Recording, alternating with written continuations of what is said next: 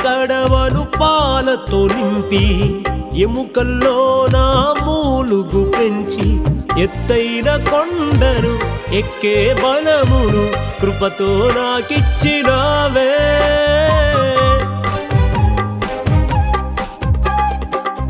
గుండె కడవను పాలతో నింపి ఎముకల్లో నా మూలుగు పెంచి ఎత్తైన కొండను ఎక్కే బలమును కృపతో నాకిచ్చినావే.